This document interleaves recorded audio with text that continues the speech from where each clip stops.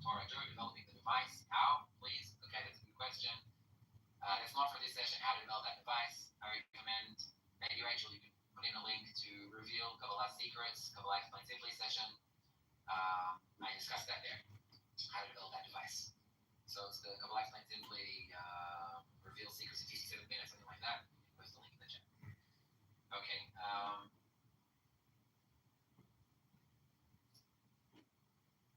Let's see what else.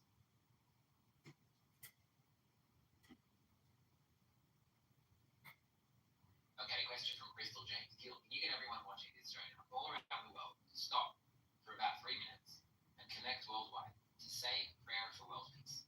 Great question, Crystal. That's exactly what we're going to do now. We're going to do that not for 3 minutes, but for 30 minutes. We're going to be reading, connecting, and praying. That's the session today. So I think, with no further ado, we can jump right into it. And I chose some excerpts from the book of Zohar. Some seem slightly harsh even, but let's remember that we're reading the book of Zohar. The book of Zohar was written from the deepest point of connection by Rashi and his students, and even more so, he said that the writing of the book of Zohar was written from states of Rashi's students being in war between them. And by discovering this war, they were then able to overcome. And feeling the state of war, being able to overcome it, that is the purpose of it. Then you discover A, the true desire and nature, B, the need for the force of nature to lift you, and C, the discovery of light out of darkness. So all of that we can do right now. Everyone, all around the world, men, women, young, old, all religions, Christian, Jewish, Buddhist, Muslim, atheist, doesn't matter. It doesn't matter. We're connecting above everything. Let's do it. And let's add a little bit of Kabbalistic music in the background to help us focus our attention.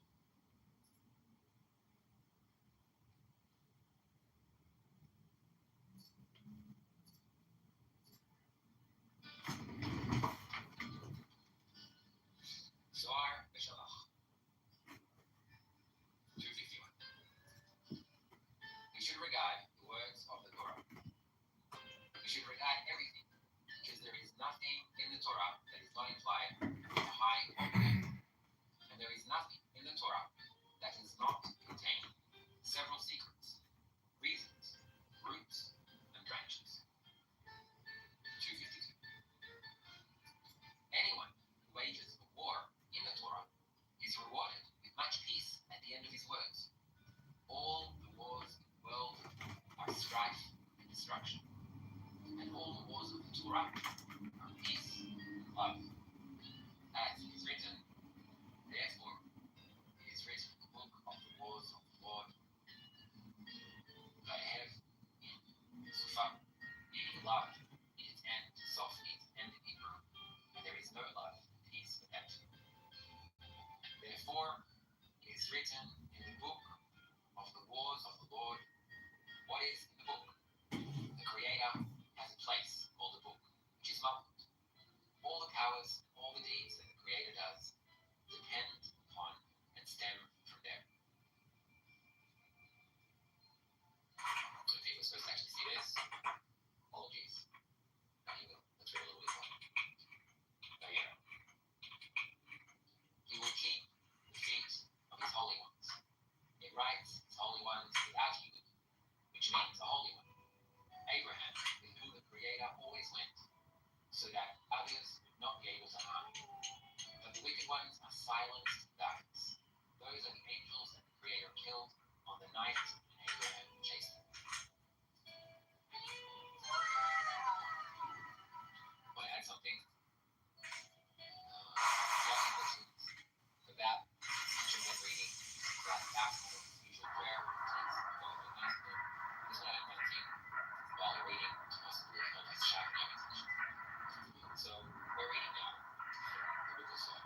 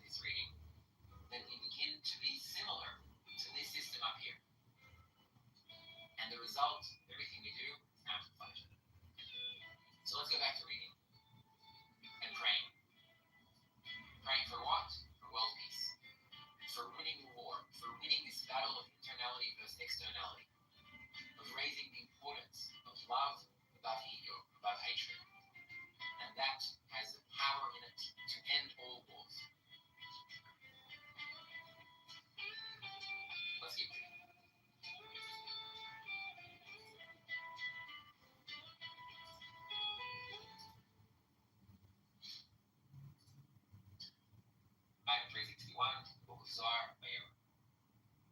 It writes, a silenced darkness, which means night, Mukva, which was connected in the darkness and killed them. Abraham chased, and the night killed him. As it is written, and he divided himself against them by night, he and his servants, and struck them. And he divided himself against them by night. It's the Creator who split in Rachamim, mercy, from din, judgment, to avenge Abraham's vengeance. This is why it's written that the wicked ones are silenced in darkness. It is written, and struck them. But it should have said, and they struck them, in plural form, since it was Abraham and his servants who struck them. However, it is the Creator who struck them. For not by force does one prevail, for he and Eliezer were alone, since Eliezer is 318 in Gematria, meaning 318 who were born in his household that the writing mentions. Just a reminder, every single word here is not talking about this world. It's only talking about spirituality, and it's only talking about the forces that are within. And that's where everything can change. 362. Where there is harm, one should not rely on miracles. And there is no such place where harm is found as when Abraham went after the 4 kings, chasing them and waging war on them. Why did he rely on a miracle? When Abraham went into it, he did not go to wage war or rely on a miracle. Rather, Lot's anguish drove him out of his home, and he took money with him to redeem him. And if he could not redeem him, he would die with him in captivity. But when he went, he saw divinity shining before him and several armies of angels around him. Then the Creator chased them and killed them, as it is written, that the wicked ones are silenced in darkness. He will keep the feet of his holy ones, was Abraham. And when he went to fight the kings, Isaac bonded with him, and they fell before him. Had Isaac not bonded with Abraham, he would have been unable to destroy them. It is written, but the wicked ones are silenced in darkness, since it is not by force that one prevails, although the force is always the right, Abraham. If the right was not mingled with the left, Isaac, the kings would not be defeated by him. 364. He will keep the feet of his holy ones. When a person loves the Creator loves him in everything he does, keeps his ways. As it is written, the Lord will guard your going out and your coming in from this time forth and forever.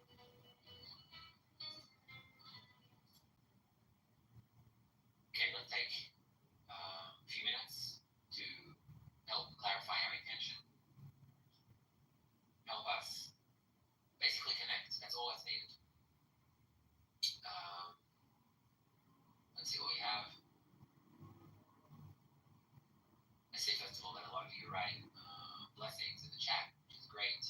Keep doing it. If you want to express yourself, even in a word, in the chat, then go ahead, do so.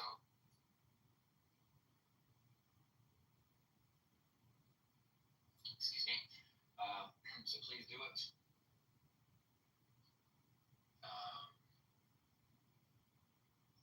Connecting to my beloved friends, Boomer is writing.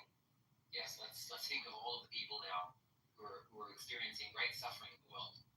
Let's hold them in our intention. Everywhere in the world, especially in the war zone now, you know that there are millions that are suffering now in Ukraine, and not only in Ukraine. That's where the serious things are happening now, but all around the world there are people suffering, and all the wars and all the pain, they all stem from that same thing, that lack of connection.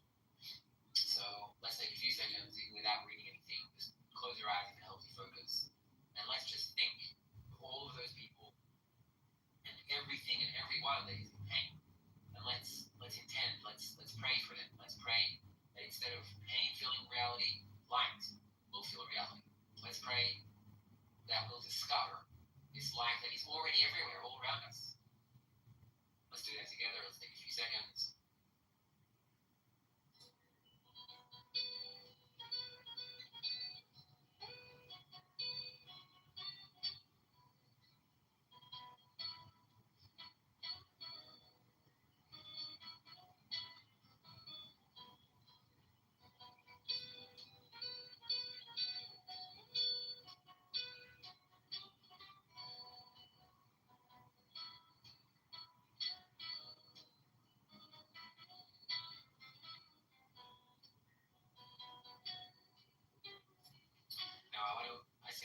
already kind of naturally writing in the chat. I'd like you, everyone that's watching now, and now can be any point in time. It can be on 13th of March, or it can be in April, or in 2025. I don't care when. Now, you're part of this prayer, wherever now is. This prayer is above time and above space. I want you to chip in to this prayer by adding something. Let's add this prayer in the chat now. So add a few words. It can be a heart, it can be a word, it can be a sentence. Let's build this mutual prayer together. What are we praying for? What do we want to achieve by this prayer? Why are we praying?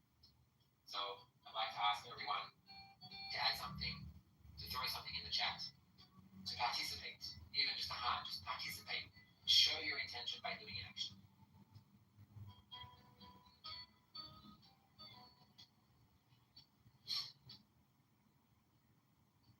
I'll start with yogis. Let's pray. Creator shows us how to cover, love, aggressors, the corporeal world, and makes our brothers, and makes as our brothers and sisters.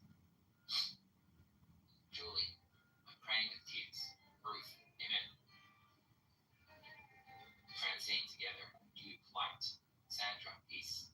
Louise, I pray for connection and love between us all. We are here with the same intention.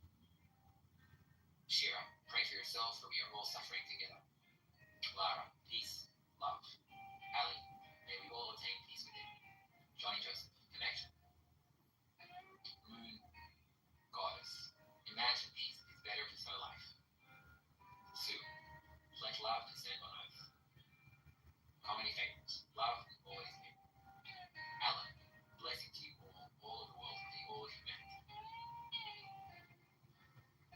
James, let there be peace on earth.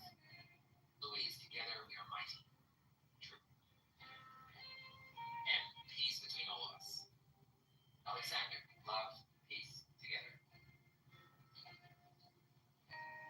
Rick, I'm praying for peace and love for all. Mike, nothing better than joining together as ambassadors of love and peace.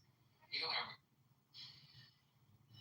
So this is not a regular broadcast. We usually don't do broadcasts on Tuesday at all. But in light of the current times, our mission, there was a positive force. Let's think of it as forces, because when we say God, then we usually start thinking about what we learned in Sunday school or at church or in synagogue or wherever. And Kabbalah does use the word God or the Creator, but it only refers to a force. It doesn't refer to some like humanized entity with a beard watching over and saying behavioral or when you punish, you go to heaven or hell. None of that exists in Kabbalah. It all refers to forces of reality. So the positive force of we can call it love because we can understand what love is. True love, not fake love. The true love, that force created like an imprint, it created a vessel, or it's called a created being, or it's a vessel. It's matter, some kind of spiritual matter. That's it. Okay, and this spiritual matter is in the form of a collective soul. It has a name. It's called the soul of Adam Harishon.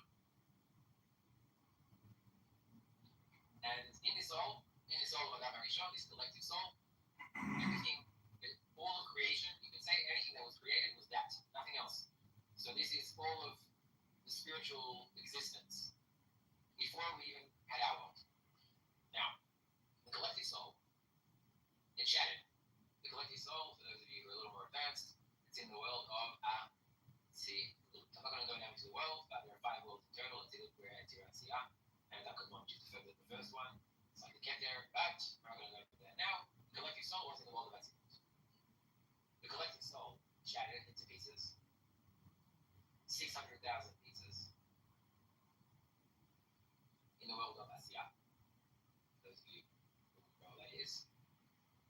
And 600,000 pieces in the spiritual world doesn't mean, don't imagine 600,000 pieces, think of it more as a qualitative measure. And then it further broke these 600,000 pieces of that same collective soul into what we are today. 8 billion or something, that's that number, humanity. So 8 billion parts of that collective soul, imagine that. And each and every one of us, each and every one of you, has a little piece, a shattering of that collective soul. So our origin is being all connected, all as one, connected to each other, not only that, connected to this force of light and love. So in this state, light, love, fulfill this creation, this vessel, this collective soul. And you might be saying, wait a minute, so if the soul existed and it was already filled with light and love, why do you need to change anything? Why not? That's it, sounds good, right? Who doesn't want to be connected, surrounded with the infinite fulfillment of light and love, right? So what happened? Something happened. It's not for the topic of this lesson, but in a nutshell, it's the breaking, a shattering, in order to enable a higher level of building. Just like you take a puzzle, right? With a puzzle. A puzzle is really shattering. You take a nice picture, you break it up into pieces. What for? It's already, the picture is already there. Why cut it up to 5,000 pieces or whatever? Right? It's not a bit weird. So, because building the puzzle, it gives something extra. When you build a puzzle, I don't know, however many thousand pieces you, and you build that, just, some image. It doesn't necessarily have to be something so beautiful. Just, I don't know, so imagine a boat in a river, with mountains behind it, flowers, whatever. Nice. And if you take that ready-made picture and put it on the wall, okay, that's one thing, would be nice. If you build it out of 1,000 pieces and then put it on the wall, you already feel some fulfillment from doing that action. Something similar happened here. In order to give this collective soul the ability to rise even higher to the status of this actual force, then it broke it in order for it to be able to rebuild itself independently, consciously. Okay, so if we follow what Kabbalists say, then you could say that the shattering, this state of shattering, which, to clarify, this state of shattering is the only cause for all wars in the world. It's not some Hamas terrorist organization. It's not some dictatorship army. It's not. Those are tools in a broken system, observed by our shattered perception. So the only cause is our shattering, the fact that we've been broken into pieces. And the symptoms of that are the horrors we see today in Israel and, in fact, all around the world over time. And these horrors are only a result of the fact that we are shattered, we're broken. And it's not that you're broken or I'm broken. Actually, not. You're perfect. I'm not, but you are. It's our connection that's broken. And in fact, I'm going to say that is the only thing that needs to be done. The only thing. Many people might have military efforts, all those things that need to be done in order to deal with the symptoms. So imagine that you're ill and you have some infection. So you need to take antibiotics, right? Antibiotics hits the infection directly. But you could have symptoms. You could have a rash. So you might want to put some cream on the rash, right? So putting on cream, it will solve your symptom, just like using some military or government or political or anything like that. Kabbalists don't say everyone should just forget it and sit aside. No, you're going to do what you're doing in this world to deal with the symptoms, to deal with them efficiently and effectively, yes. But to know the root of all of this is one. Not we, but our connection is broken. That is the only thing that we need to fix. Okay. I'm going to take a quick pause, just look at questions. I am going to explain in a second how this relates to the book of Zohar. Hopefully, until now, the explanation is clear. You can agree, you can believe Kabbalists or not, but this is what Kabbalists say, and they maintain this. So hopefully, until now, it's clear. It's not asked. In a moment, we'll keep going, and we'll explain how reading the book of Zohar can actually bring peace to the world. So, let's see what we have here in terms of questions. Maybe it's a good time to mention. I see we have viewers on Facebook and YouTube. Let's bring more people into this now. Let's have more people join us. Imagine the impact. More people together, reading this force, connecting to the force of light and loving reality. How can you do that? You can probably press a like, or if you can even share this video, that would be great. Even if you're watching this not live, the impact it has is similar. Because spirituality is about time and space. So if you're watching this a week from now, a day from now, a year from now, you're connecting to that same frequency, and that frequency is about time. So let's take a quick look, see if we have any questions about what I've spoken until now. Okay. To be conscious, I was reading a comment, but it's not, it's hard work. You're pardon me for chatting, but I really have to say, I really admire the spiritual art right now, all things considered in retrospect. I appreciate that. It is very difficult times here, and it's easy to fall kind of into, like pretty much like depression or despair. I feel now energized because I feel your connection and I feel your support, not for me, but support for the process that we're all going through together. So I appreciate that, and let's increase with love. Okay.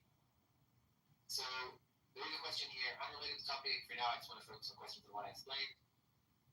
And okay, so right now there are no questions. Let's continue. Let's explain what the Zohar has to do with everything I just said. Now, let's keep going. Okay, so this structure hopefully is clear. Now, let's just make some more room. Actually, let's keep doing this. So I'm just going to delete this side. Actually, okay. Let's do that one. All right. So who are the Kabbalists that read the book of Zohar? Rashi and students. 10 of them, in fact. So imagine 10 of these broken, shattered pieces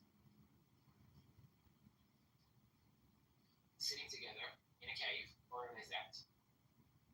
All of them, Kabbalists, all of them attained this reality, this structure. They all attained it individually, and collectively they connected. And by connecting, they became one with this reality. They became one with the collective soul, with the general force of nature. Call it the creator, call it light, call it energy, call it love, call it whatever you want. Just know that it's the positive force of reality. It's the plus of reality. Okay, and when they connected and together, they wrote this book. Every single word they wrote in it and encoded is a link, a connection to this reality. Every single word in this book, every single word, every single comma, everything they wrote is a direct link to this reality. Okay. Now, when we read the book of Zohar, okay, so that's them. That's the Rashi and students. 10 students who wrote the book together. And let's say now, 2023, October 17, 8:26 p.m. Israel time. Or actually, I said it's about time, so scratch my comment. But right now, that's the time in the corporeal world, the material world. We're going to open the book of Zohar. We're going to read some text from the Zohar. Now, reading the text isn't something that automatically brings a result. You see in academia, people study these texts, so they correct their soul no. So what do we need to do? We need to be like these guys. We need to want to be like them. We need to want to connect to what they did. We need to read the book and every word hold the common intention to connect to here, to where they wrote it from. And these efforts of ours connected to here, they bring a response from that reality. They bring a response called light that reforms, or the light that returns to good. Actually, I like that word better. It's a light that returns us to good, okay? That's what it is. Light that returns us to good. Don't have too much text here, but that's what this light is. This light influences us as we read. If we read together, we're amplifying its effect. Not twofold, infinite-fold, 613-fold, or whatever. Why infinitely-fold? Because when we connect, every link in that connection, it's not that, okay, we double or triple, no. Every link, it strengthens our connection to this entire system. 600,000 shattered pieces.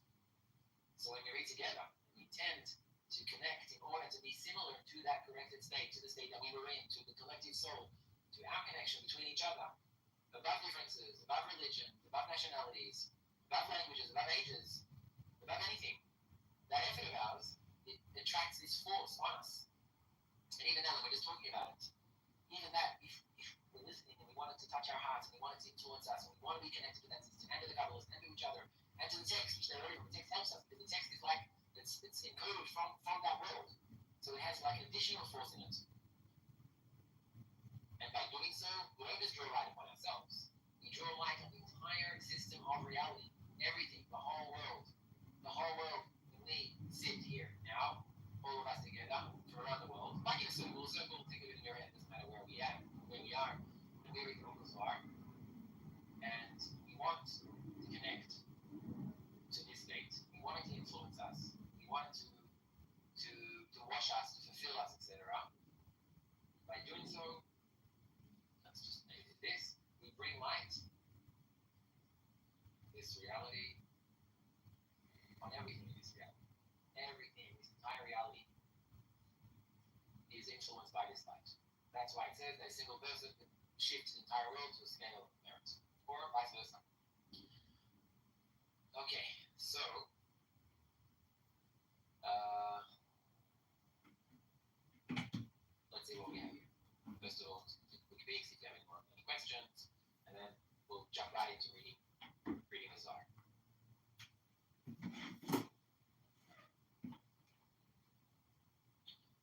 Okay.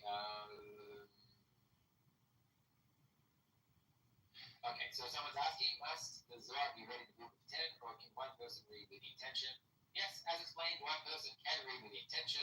The 10 is a spiritual concept. Even if we're now 5,000 people together, we can be as 110 because the 10 resembles a complete structure like the structure of the 10 Sefirot. And it is stronger together. And together, it means that even if you're reading alone, you want to be connected to this system. That also means together. Okay, let's read. Let's read a bit of the Zohar. Let's remember our intention while doing so. Let's think of the others. And let's read maybe a few quotes to help us align our intention. So we'll start off with Rabbi Moshe from the book Degel Machane Ephraim. There's a couple of us that he gives us a little bit about the Zohar. He says, the language of the Zohar remedies the soul, even when one does not understand what it says at all. It's similar to one who enters a perfumery. Even when he does not take a thing, he still absorbs fragrance. Okay, let's have a look at another one.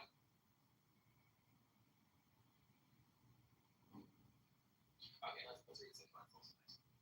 One who is not rewarded with understanding the Zohar should read nonetheless, for the words purify the soul and illuminate it with wondrous brightness.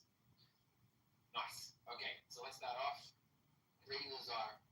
Now, some of the excerpts, they talk about love, some talk about war, some talk about this world, seemingly, some talk about peace, some talk about things that we might think we can associate with things we know, like colors or things like that. Just a reminder, it speaks only of a spiritual reality and nothing else. So let's jump right into it.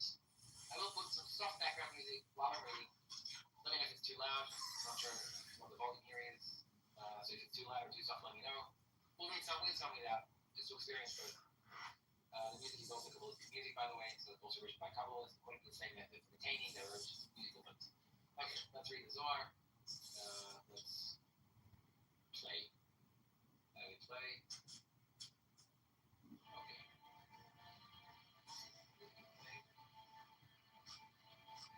Yes. I'm just going to read my headphones so I can hear a little bit.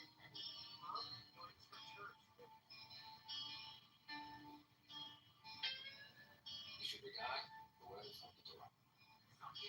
We should regard everything because there is nothing in the Torah that is not in the Bible, not my holy name. And there is nothing in the Torah that does not contain several secrets, reasons, groups, and branches.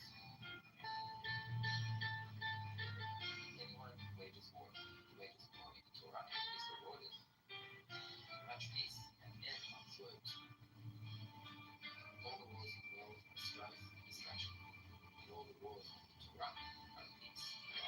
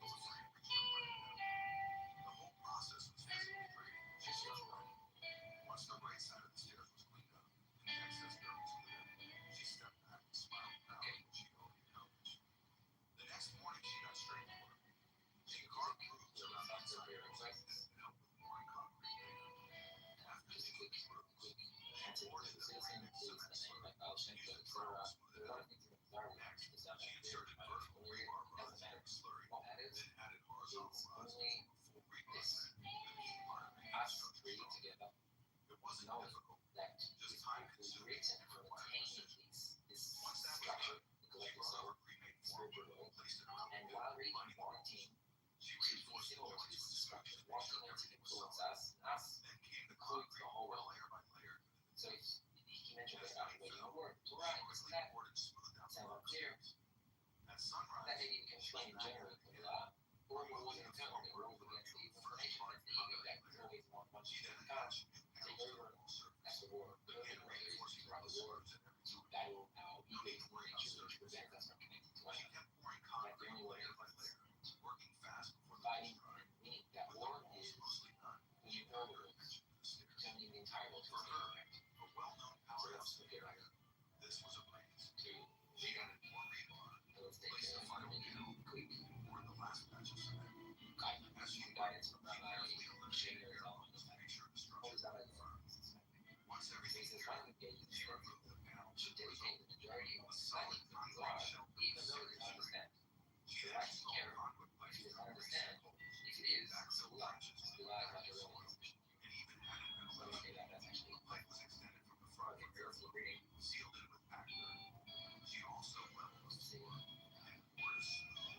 Okay, now, so let's make it a bit lower.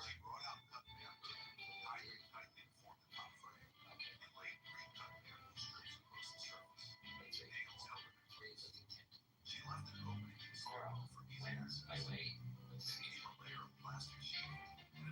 Which is removing and repelling above and below. And one who wishes to repel the direction of the will is lost all the world. A dispute is removed and repelling all peace. And one who disagrees with peace disagrees with his holy name. Since his holy name is called peace. The world stands only on peace. Any creator created the world. It could not exist until he came and established peace on the Sabbath, which is the peace of after the moment. Then the world exists.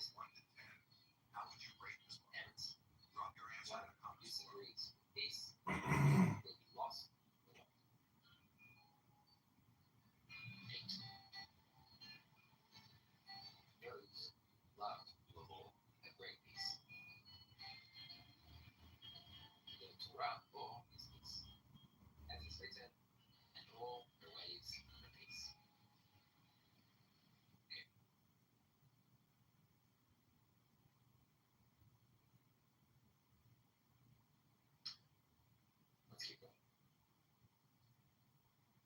Let's keep going. Let's try and connect even more specific. Everyone who's watching now could be this moment or any moment in time that you're watching this now, from wherever you are. Let's connect to each other to a single common desire, and let's pray. Let's pray to be as one. Let's pray to be connected to this powerful force that will just light up all of humanity.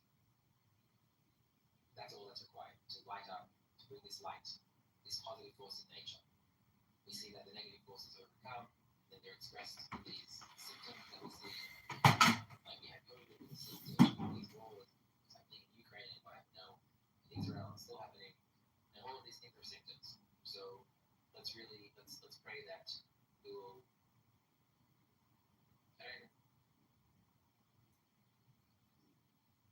Let's pray that everyone will feel closer, will feel more connected.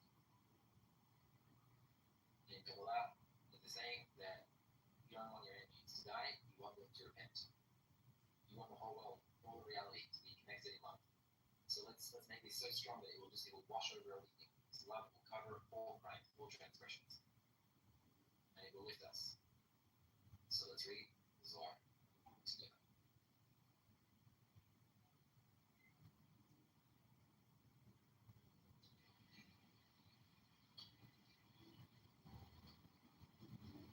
The gate over the deep. These three sons of Noah are the persistence of the entire world. whole world is first. For all the souls, people come from them because they are the meaning of three upper colors in Eden. The three lines of the river that stretches out of Eden, Seraphim, watered the garden of the Father. He watered her by the ore of these three upper lines. From the upper Eden, their colors spread. White, red, black. And when you look in the degrees, you will find how the colors spread all those sides. Right, left, middle. Until they enter the embodiment as 27 channels, doors that cover the deep. Let's keep reading. We'll do that. All those friends who do not love each other depart the world before their time. All the friends in Rashid's time had love of soul and love of spirit among them. This is what, in his generation, the secrets of Torah were revealed. Rabbi Shimon would say, all the friends who do not love each other cause themselves to stray from the right path. Moreover, they put a blemish in the Torah, since there is love, brotherhood, and truth in the Torah. Abraham loved Isaac loved Jacob. They were raised. They were both whipped. Jacob loved brotherhood and were giving their spirit to one another. Friends should be like them and not blemish them. For if love is lacking in them, they will blemish their value above. That is, Abraham, Isaac, and Jacob, which are. Yeah. Right. Hey, what's up? How's it going? Man, how you doing, buddy? I'm good. What are you doing? I love when people give me shit because you're my friend. I love it. I always tell him he's a hero. He's a public servant in the app. It's interesting. People try to like insult you by claiming association with me as if, you know, like we have some great friendship or so. We're like clubhouse associates or something. It's like people are so petty and pathetic.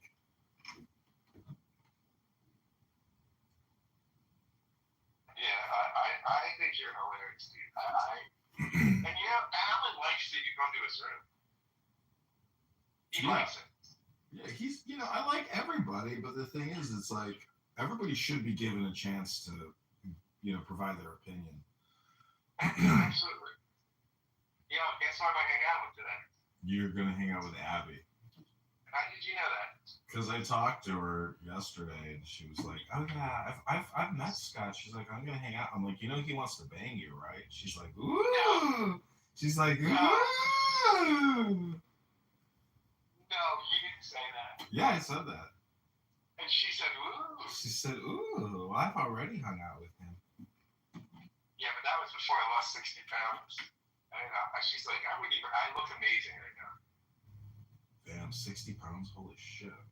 Bro, I mean, I'm like in incredible shape right now. I'm floating around like 189, 190. What was the psychological change, you think? I just got back to working out. The thing is, I knew I could do it. After my divorce and just the COVID shit, I just was like, oh, thank you, man. Thank you very much for saying that. I appreciate that. Somebody told me I look good. So, I just like basically just got back into it. I was like, I could do this. And I started working out, and I pushed through the awful first couple months. And it is hard. It's hard. It's still coming. Beautiful. Good for you. Good for you, man. No, so I had this friend of mine who's a fitness coach. She's really good. She helped me think through some stuff as far as like, I switched, like, I was doing a lot of HIIT stuff, and I switched from HIIT. First off, she had me doing HIIT with more weights, and then she moved me off of HIIT with weights into like this heavier weight circuits, and that has been huge. The last like 25 pounds I've put on muscle too, and so like it's been huge. So basically, I work out every day, and I do like today, I did like jump rope for like 10 minutes at home. Then I did like a 40-minute bis and tris workout. And then I went to the gym and I did like 40 minutes of cardio. I said, yeah, we go. So I'm getting a pretty athletic streak. So Andy, when you said I want to bang, she wasn't grossed out by it. She made a joke out of it. Are we talking about like a 70-year-old woman? Not right now. Yeah, she's not 70. She's like 60. Well, anyways, I'm just teasing. I mean, I don't even know if she heard me when I said that. You get my hopes up, buddy. Well, you're the guy. I mean, you're the guy, who's meeting her, so it's up to you to determine. But she did say that we're hanging out. Wow. She said that, though? Yeah, she said that. And then you said you went to bang. I think I said something along those lines. And then she said, I gotta go, buddy. I'll call you back. Okay. Positively, from our favorite choice, by waking each other, by waking ourselves, by spreading this, by making. I got a good idea on what the angle is, and it's let's get the anti-vaxxers to turn against the Maha report that's speaking out against vaccines. We'll do more of these. Yes. Yes. So, can this is first of all, the Wall Street Journal is a conservative piece that leans to all the conservative rhinos. Okay. For clarification. So they don't hold water for MAGA at all. Let alone Maha. So just so you know kind of where they stand. And that's important to know. What she's going to do, like any good journalists, are going to try to find cracks in there. And just, Eagle, your answer is what the average people are going to say he's not doing enough. And he got the COVID vaccine off. That was priority one. Priority one. All right? Secondly, he is taking on every week.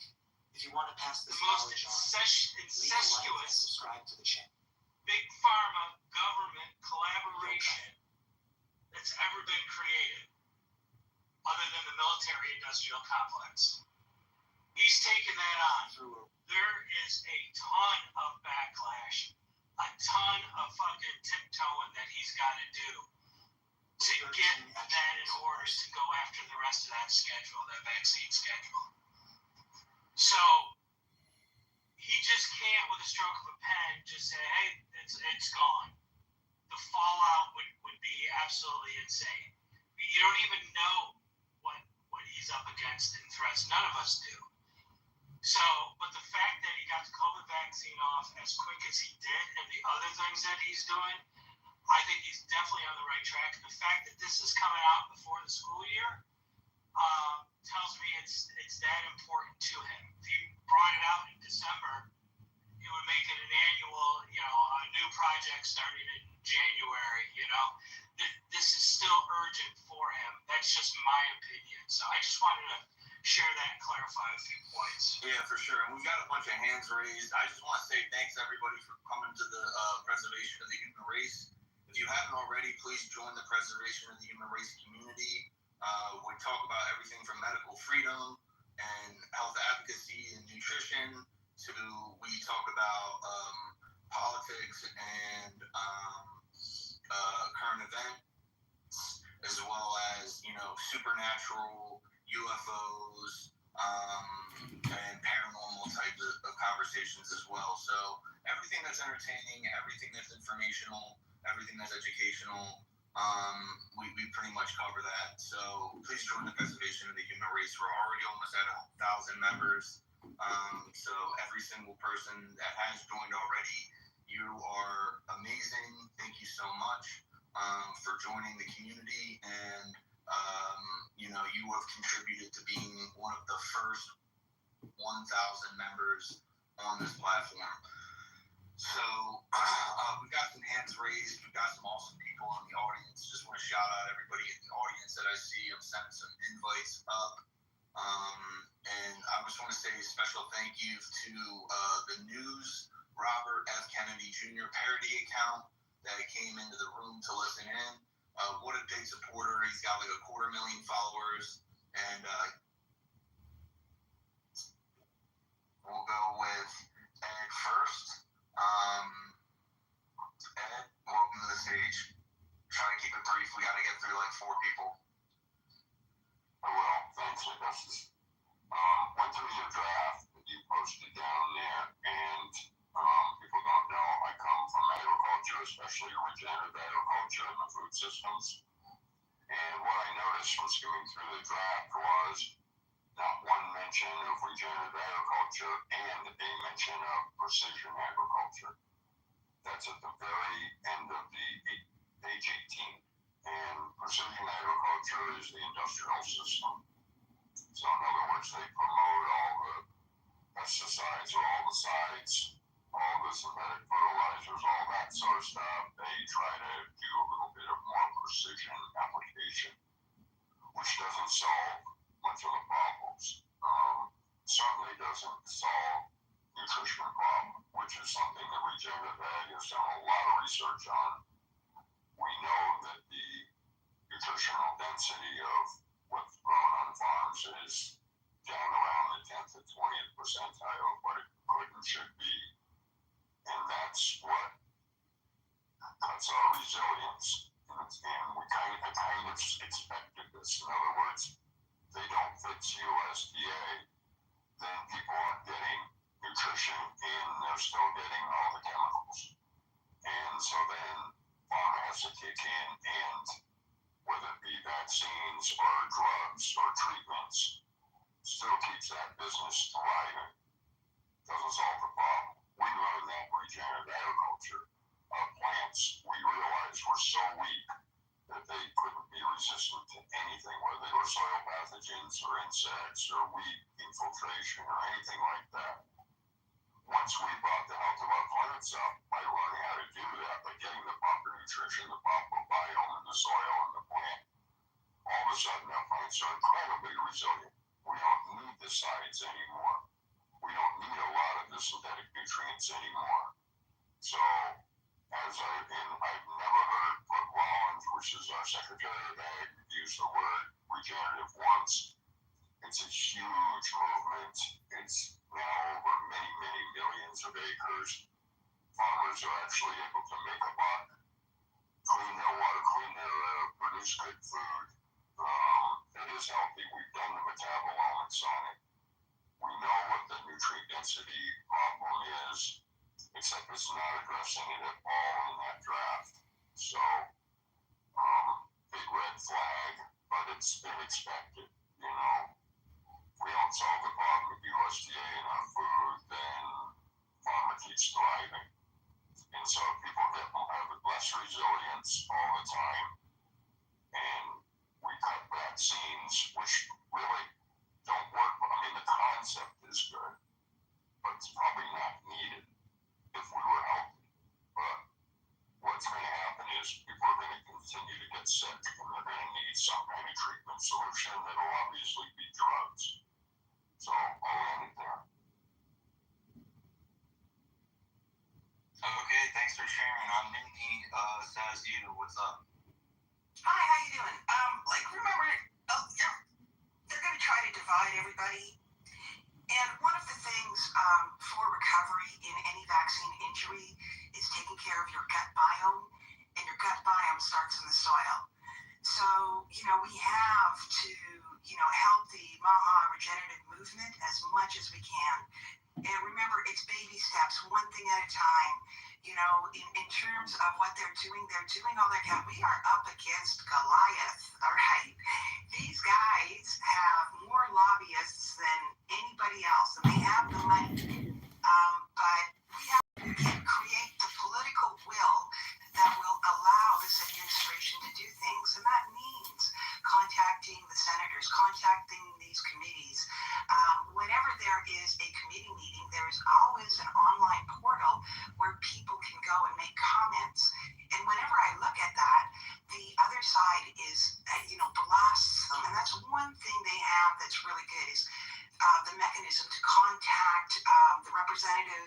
congressmen, the senators, the committees. And we have to learn to do that so that we create the political will for them to do what is needed in terms of not only vaccines, but in also the regenerative farming, the cutting back on the pesticides, because that is what kills our gut biome. And without a healthy gut biome, you are not going to heal, regardless. And if you have a messed up gut biome, that affects your mental health. You're more prone, and you will get depressed. You will have anxiety. And it's just so important. It's all connected. But the thing is to remain positive and support. Like, I believe that a lot of this nonsense comes from the Wicked Witch of the White House, that woman with the white hair. I don't even like to say her name. She's the best at what she does. And she is a complete pharma and pesticide. Like, they're all the same companies. She's a pharma whore. All right? And a pharma whore will do anything for money. Anything. They have sold their soul for money by, killing Americans, by poisoning Americans, and they continue to do that. But the thing is to remain resilient and, give support to these people who are working their asses off trying to do things. Can you imagine how many death threats they get daily from these nonsense people? And they're starting to call people like, we're in a cult. And I just look at that and I go, they're going to throw the mud. Please review the propaganda techniques. And once you learn to see them, once you see it, you can't unsee it. But the strength is the strength in the numbers from people who support, cleaning up not only the vaccine schedules, but also the toxic pharmaceuticals like Ozempic that are out there and, damaging people and killing people. But also back to our soils and back to our food supply. Control the food, you control the people. And these people have the means to go after everything, but we have to remain united and support each other. And that's like the gut biome starts in the dirt. If you want a healthy gut biome in a healthy population, you need healthy dirt. It's that simple. But thank you for all the work you're doing, Augustus. And while it seems like, like we've been at this for 5 years, there are people who've been at this for 30 years. This goes back a long way.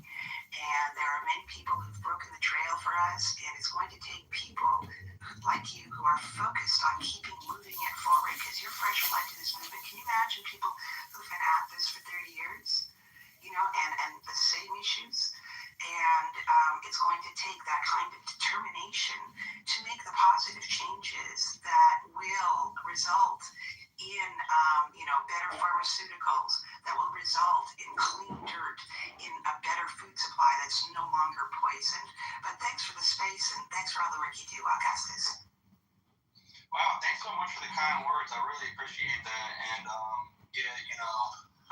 honestly, to be real with everybody, I feel like as if we've been focusing on the food, we've been focusing on the agriculture, on regenerative farming for this whole administration so far, for the past 6 months, for the past 185 days, or 95 days, however many it's been. And we haven't really been giving the vaccine and big pharma the right attention. And I think it's because that they've been basically behind the scenes combing everything with a fine-tooth comb and doing their own studies and basically compiling evidence in order to stop the shots.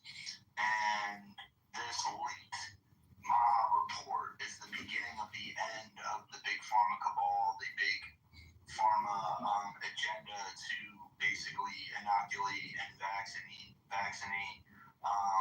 You're gonna create a John Kitover account? Cool. So with that being said, we do have I need to clone myself. Thank you for being the first replicant voluntarily at that. Thank you, replicant. Give them guys a follow. They're great guys. I've known them both for around 5 or 6 years. Both of them have created huge platforms, so definitely give them a follow on X and help them create a big platform here on X. So with that being said, Beck Glover, you're up, brother. Gus, it's always good to hear your voice. Hello, everybody listening. Yeah, we've come a long way since the Clubhouse days, my brother. I got thrown off that app for having these very types of discussions. Literally for just having discussions, open debate, open discourse, which is what our Constitution is supposed to be built upon. But I kind of wanted to bring up two things, Augustus. And since you're in DC now, brother, I just want to remind you one thing that is just driving me mad, brother. And if you can get into the right ears, I'm tired, Augustus, of looking up at a beautiful, clear, sunny day. And every day I sit there and I watch the planes go back and forth, back and forth, back and forth, line after line after line, and then I see it aerosol over our skies. It is undeniable. So since we're on the subject of health, we need to know, what are they spraying in our atmosphere? What is in these planes? This is not a conspiracy anymore. What are these particles? What type of impact does it have on human? No, don't bring up the chemtrails. Not too late. Please, Augustus, I know you're down there. Please make as much noise about chemtrails as you can, brother, because it's honestly, at this point, it's undeniable. I mean, literally, They deleted 4 of my Clubhouse accounts. People, I can understand how people Can you believe that? They like specifically targeted John Kitover. Everyone, wherever you are, whatever city you're in. Like without it, I mean, I contribute to the activity on the app. It's so stupid. I mean, it's like if they're gonna delete my accounts to like improve behavior or something, it's not me. It's gotta be just because I record and people complain like, "Oh, that's not recorded." I'm not as big on X. I don't know what it is. I have literally hundreds of billions of views everywhere else. Please pay attention to the skies. I think I hear somebody hitting my vape as they're talking about how to make more reality again. Going on above our skies. Pretty sure I heard somebody And we hit need their to vape know pen. what it is. It's been too long. That's not one. So Augustus, please talk to whoever you gotta talk to. Talk to, Mr. Kennedy. We need answers, I bro. agree. Just keep Please. moving I'm forward. begging you. That's number one. Let it go. Yeah, That's the fastest way to resolve. Check your DMs. I just sent you a fantastic article written by Nicole Shanahan, who is the running mate of RFK Jr. for his presidential campaign. So she wrote this thing called the Dark Maha Report. They come. Oh, shit. We said too much. Let's reach your back. I just want to let people know you can actually set your clock to it. Just look on the way to work. Maga. On the way to work every Oh single man, day. I cannot believe you've It starts cloned out, me. and then You're my first replicant. Thank you, John. it starts to clear a little bit, and then You are essentially voluntarily, without me even asking you, to basically clone me. I thank you, John. I feel like I will live forever now. You were pepperoni. Oh man, John, you're back. You're back and better than ever before, John. I'd like to commission you as a unofficial lieutenant in the United States Army. Congratulations, John. You are now an officer in the U.S. military. You've done it, John. Go forth and bring your people justice. And I'm in New York. I see it every day. I've seen it in Dallas. I've seen it in LA. I've seen it in Las Vegas. Every major city. I don't see it as much in the rural areas, but it still happens. Let me play you a little clip, John. This is not a conspiracy. This is from King Arthur. 6 months ago, exactly what you showed. Yeah, you sent it to me. You sent it to me and I shared it, and that's exactly what that is. One plane's and one plane off. One plane didn't have it. It was either out or he forgot to pull the handle to let the shit out. It's so obvious. And tell your friends and family, say, listen, don't believe me. I understand it sounds crazy. Okay, this is for you, John. This is your knighting ceremony. Oh, I don't know how to. Oh, it's not working. All right, this has been the campaign to elect John Kitover Meditation per Victory. I'm actually going to end this so I can knight my friend John here. In case I go down, John, continue the fight. What the fuck? Swear faith to me, and you'll have mercy. I need battle lord such as you. And I will not serve dangerous swine. Never! Never!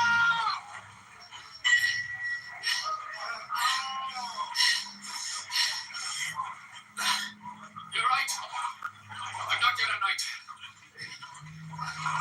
You, Irians, will knight me. That night tonight, I can't offer you mercy. What's this? What's this?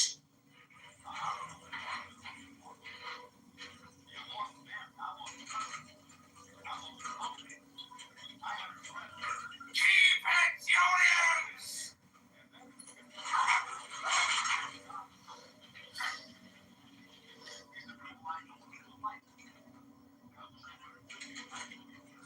In the name of God, St. Michael and St. George, I give you the right to bear arms and the power to meet justice. That duty I will solemnly obey, as knight and king. I never saw this. Rise, King Arthur. I'm your humble knight, and I swear allegiance to the courage in your veins. So strong it is, its source must remove the dragon. I doubt you no more.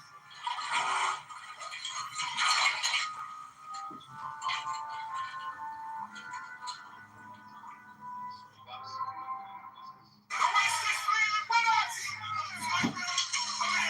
The wars are over! Onward! On king! Peace! Stand back! Be silent! Be still!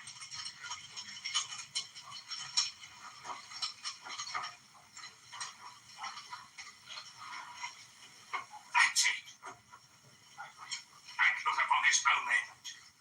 Savor it! Rejoice with great gladness! Great gladness! Remember it always! For you are joined by it. You are one under the stars. Remember it well then, this night, this great victory, so that in the years ahead you can say, I was there that night with Arthur, the king.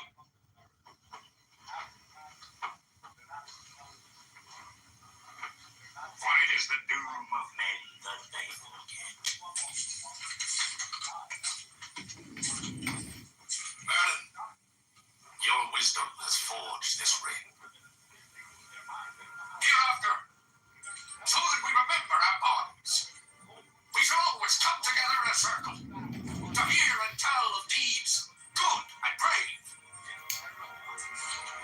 I will build a round table where this fellowship shall meet, and a hall about the table, and a castle about the hall, and I will marry you. And the land will have an heir to wield Excalibur. Knights of the round table.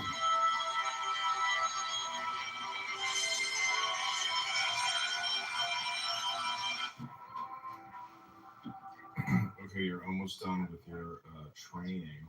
Next, we're gonna do Merlin quotes from Excalibur, and that'll be it. And then you'll fully become John Kitover John. I salute you. I hope you like these Merlin quotes. The Matrix is a system, Neo. That system is our end. But when you're inside, look around, what do you see? Businessmen, teachers, lawyers. Augustus is making a speech over there. The very minds of the people we are trying to save. And most men are looking at the moon with the red eyes. But until we do, these people are still a part of that system. And that makes them our enemy. You have to understand, most of these people. But first, a message from Walmart, where you can find shopping and savings. Wow, I'm super excited to join the One Mile family. What not is the ice cream platform where you guys can buy, sell, auction. That's right. So, well, every time I get here, I go to it was almost large, but start fucking chemicals in the air. They were doing it.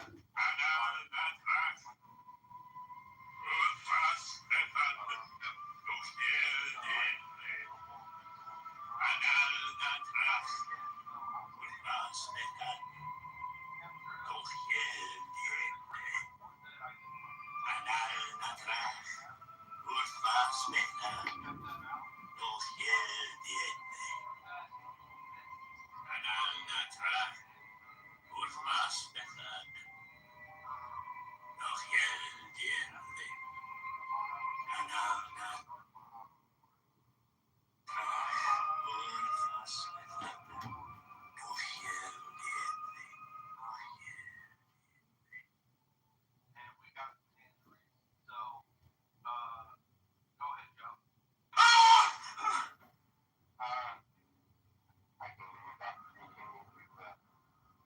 I dreamt of the dragon. I welcome him. Can't you see all around you the dragon's breath?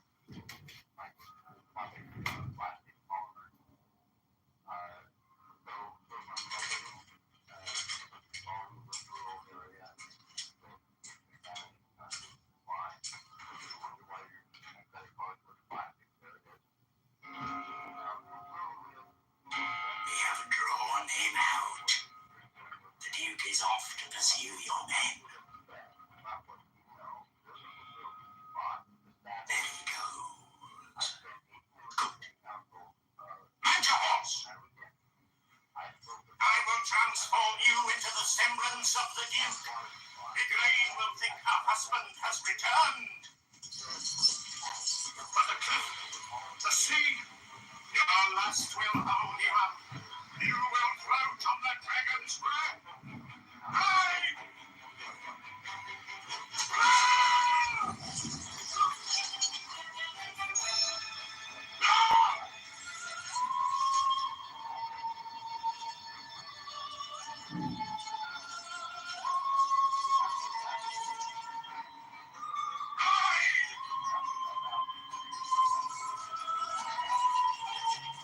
Take off the outer shade of the Duke. Change! Transform!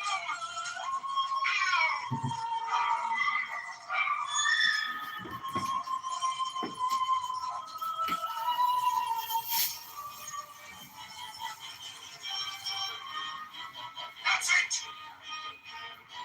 That's it!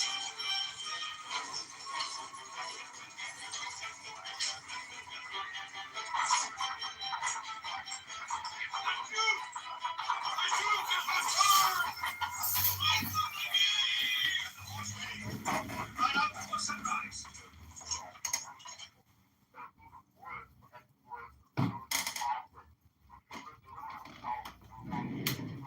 John, I hope this programming is beneficial for you. Free and easy wandering. Teachings from the Jiangxi. The inner. What's up for? Oh man, dinner. But first, man, my hamburger helper.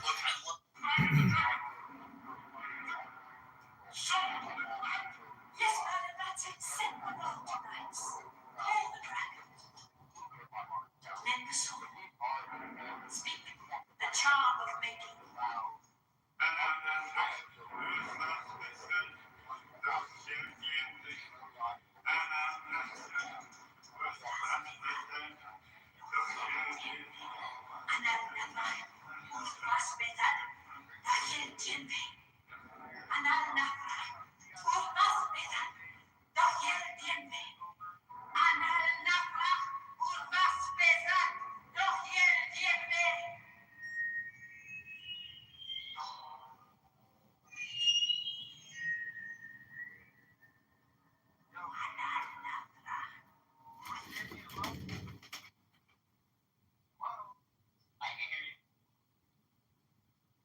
Hey, can you hear me? Hey everybody, this is John Kitover. I recognize former speaker's voice. Anyways, I just wanted to read some parts from this Make Our Children Healthy Again strategy PDF because I know a lot of people probably can't read it, won't read it, don't have the time. But, I'll just read like 3 bullet points if that's okay with all the other speakers. Yeah, go for it. So this came out on February 13th, 2025. These are some of the bullet points that I thought were interesting. Lack of physical activity and chronic stress. American children are experiencing unprecedented levels of inactivity, screen use, sleep deprivation, and chronic stress. These factors significantly contribute to the rise in chronic diseases and mental challenges. Over medicalization. There's a concerning trend of overprescribing medications to children, often driven by conflicts of interest in medical research, regulation, and practice, aka big business. This has led to unnecessary treatments and long-term health risks. This is the next bullet point is vaccine injury. HHS, in collaboration with NIH, NIAID, will investigate vaccine injuries with improved data collection and analysis, including through a new vaccine injury research program at the NIH Clinical Center that may expand to centers around the country. Autism. HHS through NIH in collaboration with CMS will study the root causes of autism, including through the Real World Data RWD platform and related initiatives. There's water quality, air quality, microplastics and synthetics, prescribing patterns and impact on mental health, food for health, nutrition, repurposed drugs, childhood cancer, and AI. NIH and OSTP will develop an evidence-based and AI-driven approach to harnessing the data and technology available to transform research and clinical trials on pediatric cancer. This can be a model for future research in other critical areas. Next is precision technology, oral health, and systemic disease connection, longitudinal pediatric health insights. VA, that's Veteran Affairs, will provide the NIH critical data and metrics on ADHD, diabetes, and pharmaceutical usage among CHAMP VA beneficiaries under 18 to address longstanding gaps in pediatric research, particularly longitudinal analyses. With over 200,000 CHAMP VA beneficiaries in this age group, VA is uniquely positioned to track children's health journeys across the U.S. and will enter into a data sharing agreement with NIH, excluding personally identifiable information to inform national strategies, early intervention, appropriate care utilization, mental health policy.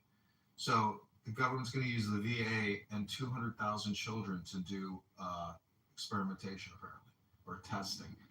Next is clinical trial network, electromagnetic radiation, mental health addiction research, rural tribal health, artificial intelligence. Big emphasis on AI. So that's only page 6, up to 6 of 18 pages. There were some specific things I wanted to call out, but if people have a chance to look at this. So this is the vaccine framework. DPC and HHS will develop a framework focused on ensuring America has the best childhood vaccine schedule, addressing vaccine injuries, modernizing American vaccines with transparent gold standard science, correcting conflicts of interest and misaligned incentives, ensuring scientific and medical freedom.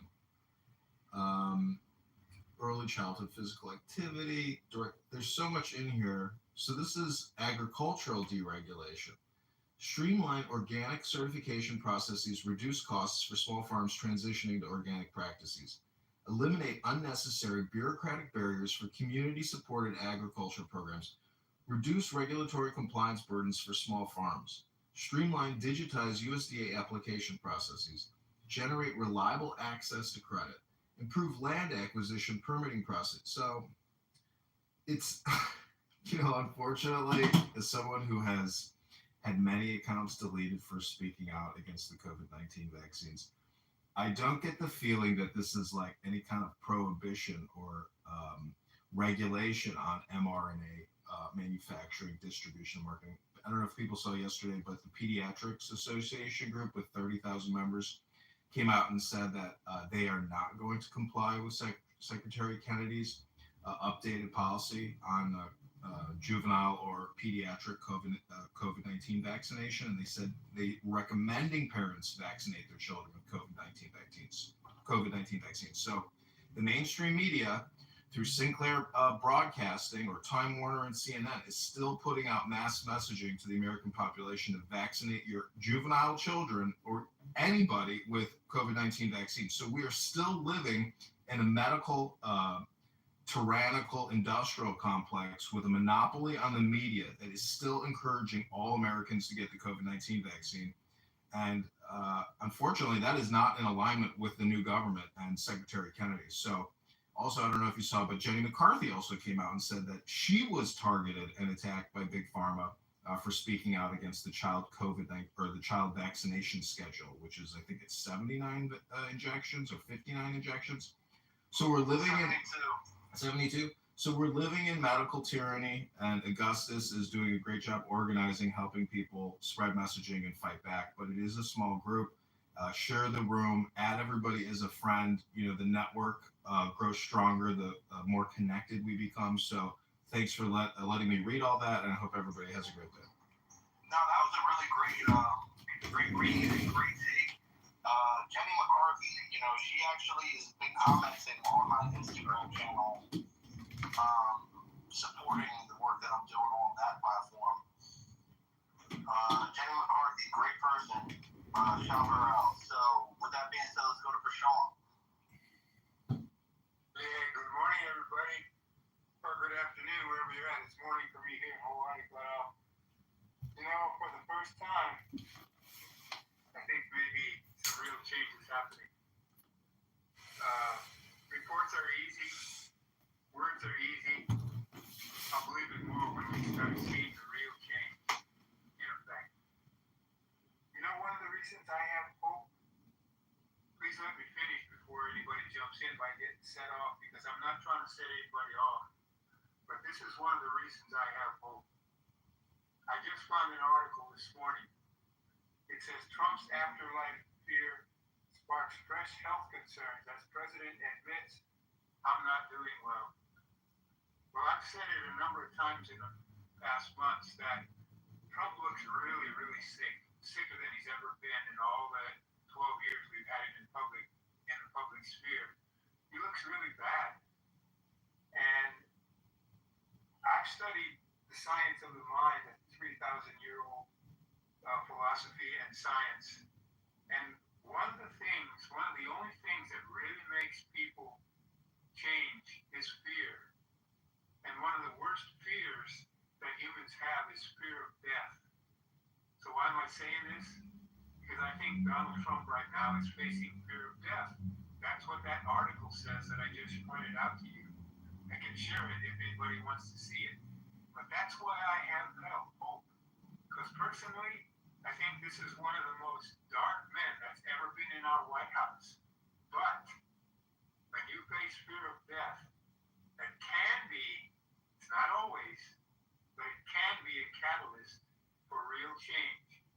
And that's why I think there is a possibility that this man may really change, because he's got fear of his death right now. I could share a lot more, but I'll stop for now. Thank you.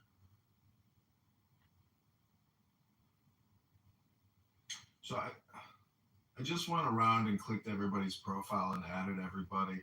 If everybody else could do the same, because again, you know, this communication, this room, this organizing effort, the more connected we are, the stronger, you know, the messaging and the distribution will be, and the stronger we will all be as a group. Give you a follow, brother. Gotcha. Let's go to John. Hey everybody, what's going on? Yeah, you know, I guess my hope for this whole pesticide thing is, well, A, this is a draft, and the pesticide part, you know, maybe they're working on it, and they're like, just want a clean draft, and this is the part that they're kind of still working out. Secondly, you know, Kennedy's all about the gold standard science coming to what's causing all these chronic disease, and I believe that main culprit after the mRNA tech is glyphosate. I think these studies are going to show that. And if those studies aren't done yet, maybe it's a strategic decision to focus on the other things now, and then when those studies start coming, we can focus on the pesticides a little more. So that's my hope I got there. I put up in the top nest. We got a big account. We got what's his name? Oh, here on Clubhouse. Well, this is on X, by the way. The Vigilant Fox is posting about these liability shields. Go to X and look up USA_Justice. Help get the word out about that. He just posted that an hour ago, so we can help him get the word out there. This is X profile. Yeah, It's in the the same chat. way they went after a liability shield for the childhood. Join the room on there. You can jump out of this Clubhouse room if you want. Join the X space. Or if you want, we got another burner. Just live stream this X space into Clubhouse and create a room called Secretary Candidate Vaccine Regulation, something like that. They went, 5-6x with the vaccine schedule. Actually, John, I'm gonna recreate this room. And change this title. we can't trust serial criminals to do the right thing. And there's a lot of overlap between big pharma, big ag. Of course, let the food be the medicine. You go back to that, but this mRNA tech, it's just turning us into guinea pigs, right? It's completely against nature, whether you believe in a creator or just even evolution. So, and it's the same thing with GMOs. Experimenting with our plants, with the microbes, with the soil. This stuff's dangerous. They could be creating all sorts of blights and famines, and that's in their financial interest, right? So is it on purpose when they collapse our food supply and then make all the more money? We saw they made so much money from COVID. So yeah, this stuff's really no good. I like what our friend Nuni was saying earlier. Yeah, we're all on the same side. They are masters of the arts of divided movements like ours. We're all on the same side. We got to make our food and meds safe again. These are the two main culprits. I'm right there with everybody yelling about mRNA tech. This is more urgent. But we got to keep pounding the table about both these issues. It's unacceptable. It's a fertility crisis that we're in, guys. We're the sickest country on the planet. We got to do something about that. Our kids are being gaslit. Their hormones aren't firing correctly because we're drowning in toxins. We're drowning in endocrine disruptors. And our kids are getting gaslit like you can choose your gender. I mean, something that is so preposterous, so ridiculous, it's child abuse. And they normalize it. And that's the power of the media we're up against. So guys, don't neglect. I think they really profit from this phenomenon of learned helplessness. They want us to give up and throw in the towel. And I get this attitude from way too many people. And I'm glad it's your generation has to deal with this. It's like, dude, my generation is impoverished. We're spending 2 to 3 times on our healthcare. Prices are outrageous. It's all hands on deck. If you're retired, if whatever stage of life is, if you got a little extra time, when we call a congressman, that balances out the lobbying efforts of these tyrants, right? Let our public servants know what the real issue is. They're liars on the other side, okay? And they sound convincing. So they're in our representatives' ear with all this nonsense. One of the narratives of Big Ag right now is that they're not going after a liability shield, which is just bizarre that anybody could even believe that, because they're using the same defense right now in the Supreme Court to try to get 67,000 cases of American families with non-Hodgkin's lymphoma with cancer who have gotten that from Monsanto's Roundup. They're trying to get that thrown out of court using the same legal technicality that they're pushing for in this legislation. So we got to revoke all these liability shields. Thomas Massey's brought forth a great bill about pulling back the PrEP Act. Representative Gosar has a bill in the House right now about restoring accountability for the childhood immunization schedule. And of course, we got to say no to this new Section 453 that's about the Big Ag. So, great time to call a congressman and tell them, listen, our constitutional rights are non-negotiable, and they need to stand for us. So, thanks for hosting Augustus. repost that link. It's all the way to the left on the top of the nest if you like Exhort Foxes. He did a great write-up on it. So. Good. Thanks for sharing, Johnny. Go ahead, Hope. Thank you. So, I listen. I'm a space hopper. I listen to a lot of people, and a lot of the time I really retain it. So when Augustus said that there would probably be something coming out around August or September, I've just been holding off, expecting that RFK Jr. is going to be doing something about the vaccinations. I have faith. When it comes to the media, they're propagandists. They're never going to tell you anything positive. Why? Because fear sells. And I can tell you that I have been falsely imprisoned. I have been tortured. I'm still dealing with the lawfare 6 years later. I have lived in fear for so long. And I woke up this morning and I said, you know what? It's given me the power, the love, and sound mind. He has not given me a spirit of fear. So I will not be reading the New York Times. I will not be reading any of those things that are going to try to put fear into my heart, because I believe in God and I believe that there is a plan here. And if you don't think that this is not a war of good and evil, I can tell you that in 2022, when I lived in Texas, the guy that I was dating, his grandmother came to visit for Mother's Day. She's bilingual, and when she came, she said that she was on a bus that was filled with male males that were coughing and not covering their mouths. After she went back, she went to the hospital and was admitted for the pneumonia. They released her. 2 days later, she went back and she passed away. So while these people were telling us that we were going to kill everyone if we didn't get the jab, we're gonna be, demonized for not wearing paper diapers on our faces. These people were doing this to us while they were importing illegals on buses that we know nothing about. We don't know what kind of criminal history they have. We don't know their vaccine history. And then they put them in our children's schools.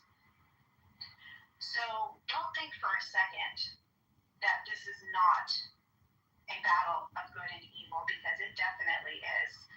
But I believe that God is going to win. And the last thing that I want to say is that, even though there has been maybe a little more of a delay than we expected or hoped for with the vaccines, RFK did step up to something very important, and that is Kratom. This Feel Free is being sold at gas stations, and it is being marketed as something that is completely healthy and natural, when in reality, it is more addictive than opiates, and it is deadly. Actually, my friend, who is 41, he was 41 years old, and he took Kratom because he had broken his collarbone. And when the surgeon tried to reattach it, he did not do a good job on the surgery. So my friend was taking the Kratom, and I was like, man, that stuff's so bad for you, And he said that he hadn't taken it for a few days, and then I didn't hear from him for 2 or 3 days, and I got the call. He had a seizure. My friend was 41 years old, and Kratom took his life last year. So I've been using Kratom for the last 10 years. I do understand what you're saying, and especially the ones in the gas stations, but it's not as black and white as you think. I'm gonna let you finish, but I've been drinking Kratom tea for over a decade. That's when I have my thoughts of that. But I agree with you. All this stuff in the gas stations, nobody knows what's in them. So it's not just the Kratom itself, but Yeah, I mean, it's just like anything that needs to be regulated, or like there needs to be more studies into it. There may be people that know how to take it correctly, but I don't think that it needs to be out there in a gas station for anyone who's 18 and above to be buying. I agree with that. It shouldn't be in gas stations at all. There shouldn't be a synthetic version of it. And from what I'm hearing in the back channels, they're actually getting ready to approve a version of it that's going to be more addictive than heroin.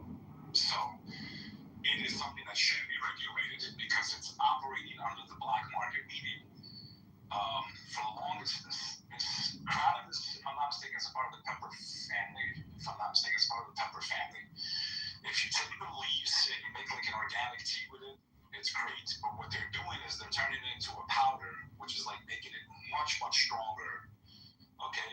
Like it's being abused. And what's happening is a lot of former drug addicts are using it, and it's actually been beneficial to them. So they use it as a crutch to get off of heroin and other drugs, and also to not go on painkillers because it does have like a painkilling type effect. It numbs the body.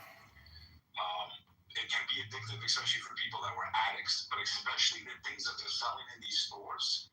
If you abuse kratom, it does have an addictive trait to it, and the withdrawal symptoms can mimic not as bad as coming off heroin, but pretty bad. So there are people that definitely abuse it. The products that are sold in gas stations, stores, and all over are very dangerous. I do not recommend them. If you ever want to try kratom, it's something you should be doing at like a kava bar. The organic version of it, not the synthetic version, because a lot of people are dying from it. And it does need to be regulated, and I'm sorry to hear about your friends. So I agree with you on that aspect, but it's not in black and white, and it would hurt a lot of people if it was made illegal because it has saved a lot of lives also. That's the other side of the argument. Yeah, well, I just think that people need to be a lot more careful. I don't think that the public is informed enough about this stuff. The feel free and the way that it's marketed and the way that it's just sold at gas stations, it just infuriated me so bad. But I'm glad that he said something about it, and I hope that we do see that come off of gas station shelves. That should not be allowed. But yes, as far as like the vaccines and stuff, like people are definitely still pissed. And just because like we haven't been screaming about it lately, I think that we're waiting on RFK to do something, and we're looking forward to hearing like that they need to be completely stopped, because after my mom's first booster, she had to go on life support. And I had to go in there and make sure that she was asleep so that I could even sit here and talk about it. Because every time she hears anything about it, she gets furious. And my mother is the most loving and sweet woman in the world. She doesn't get mad Except about unless this. she hears anything about the COVID shots. When she found out that they were still giving the shots, she got really pissed off. So, yeah, like, I have to wait until she's asleep to even be able to talk about it. But, yeah, we're so mad. Okay, guys, so I have an article. I also want to welcome Falu to the stage. Welcome, brother. How are you doing tonight? Great, thank you. And you know what? One thing that Hope said, all the places they were putting people, like, don't forget Hope, the old folks home, not just schools and the buses, and they were putting them everywhere. And also I was in Michigan, so when that one kid beat up the elderly people at the old folks home and got everybody sick with COVID at the old folks home, that was another one. I mean, very strategic, everything that happened. 100%. 100%. Unfortunately, I think everybody here, can identify with that story. So that's the sad part, but it's true. Hey, this is John. Can I just say that, getting angry to the environment is going to happen. But it's apps like this where we're actually not being censored, because when they rolled out the vaccine in 2021, 2020, literally former CIA, FBI employees were working at Twitter and literally running back messaging to the White House and deleting and censoring and controlling the narrative. That type of manipulation is extremely dangerous. And this is still the only app where you can still speak out against the COVID-19 vaccines. On Facebook, at Google, you will be labeled a medical misinformationist, and they are using the World Health Organization to essentially formulate all their doctrine on what type of communication can and can't be held. So, Augustus, for many years now, has been organizing rooms to fight back against big pharma and big health insurance, which all relies on Medicare, Medicaid, which is $4 trillion a year that we taxpayers are literally funding our own death and demise through groupthink and stupidity. So I say, everyone here, add each other and form our little parallel society so we can fight back against the fraud, waste, abuse, and scam that Medicare, Medicaid perpetuates on us by giving it to big pharma and big health insurance providers. Our money, our dollars, our substance, all borrowed and spent from the Federal Reserve. 100%. So I just want to get into this article, guys. It's only like a couple-minute read, but basically it breaks down the leaked MAHA report going hard on vaccines. I'm really excited about it. I hope you are too. Please repost the space and let's get this to a wider audience. A leaked draft of the long-awaited report detailing the Make America Healthy Again Commission strategy for tackling childhood chronic disease has so far drawn mixed reactions from health advocates.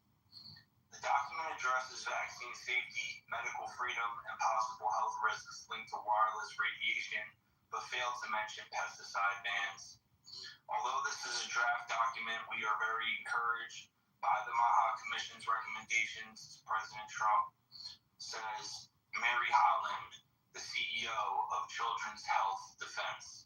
She added, and I quote, "The strategies in the draft report show a clear shift in government focus toward protecting public health and preventing childhood chronic diseases instead of relying on the same failed approaches that have only made our children sicker," end quote.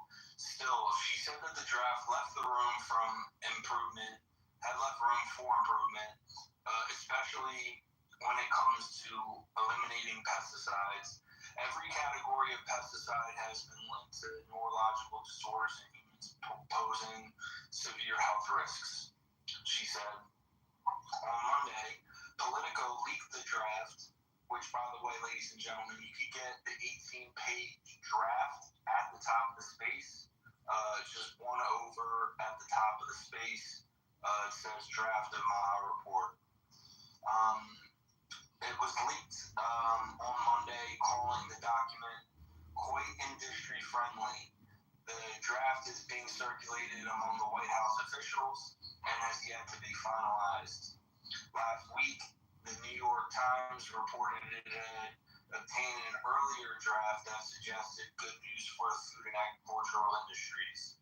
However, at the time, White House spokesman told CNN, any documents purporting to be the second MAHA report should be disregarded as speculative literature. The document was leaked close to 100 days after the MAHA Commission, led by U.S. Health Secretary RFK Jr., issued its initial report on May 22nd. The earlier report focused on identifying key drivers of the childhood chronic disease epidemic. This month's report contains recommendations for steps the federal government can take to address the epidemic. As the press time today, the final report had yet to be published. Here are a few highlights from the draft: vaccine injuries, medical freedom, and conflicts of interest.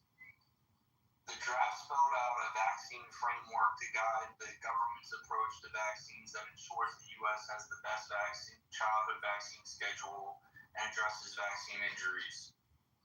The framework also focuses on correcting conflicts of interest and misaligned incentives, and ensuring scientific and medical freedom. The Commission charged the U.S. Department of Health and Human Services and the federal government's Domestic Policy Council to develop the framework. HHS has been taking actions this year in support of the new framework. In March, RFK Jr. announced a plan to create an agency within the Centers for Disease Control and Prevention, aka we all know them as the CDC, focused on vaccine injuries as well as COVID and Lyme disease. In June, the CDC's new group of vaccine advisors committed to studying the cumulative effect of the U.S. childhood vaccine schedule. Excuse me. I don't know. I had like a burp, but it wasn't a burp. I don't know what that was. That felt painful, dude. Sorry about that, guys.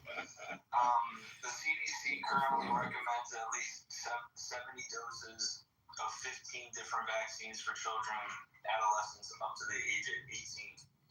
These recent actions stand in stark contrast to past federal regimes. Holland, remember, is the CEO of the Children's Health Defense. She says, creating a new vaccine framework is long overdue. Correcting conflicts of interest, improving transparency, and removing initiatives are all welcome changes. The draft also stated that the HHS would launch a vaccine injury research program at the National Institute of Health Clinical Center to improve vaccine injury data collection and analysis. The program may expand to centers across the United States. Holland said she was most encouraged by this addition. The Children's Health Defense Chief Scientist Officer Brian Hooker agreed, and he says, the study of the long-term safety and efficiency of vaccines, vaccine components, and cumulative vaccine schedule has never been done with any type of scientific rigor or veracity.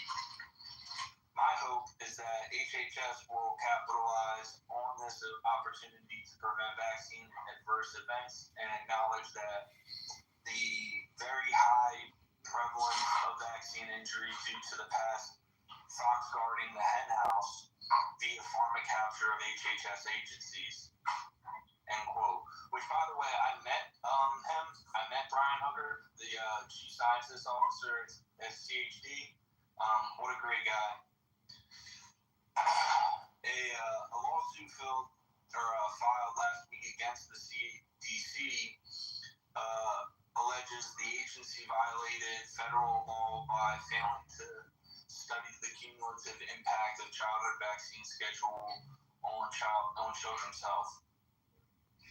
Wireless radiation and health risks.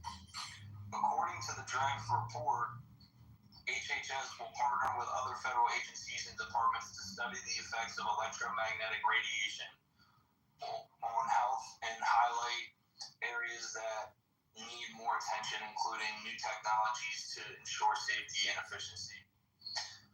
Miriam Eckensfels, I don't know, that's a weird last name. Miriam, director of CHD's electromagnetic radiation and wireless program, pointed to a 2008 report by the National Research Council that called for research on the impact of wireless devices and cell towers on kids, fetuses, and pregnant women.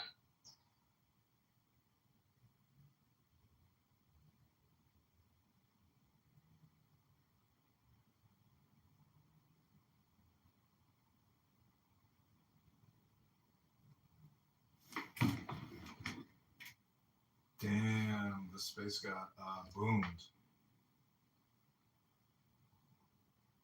Amazing, isn't it?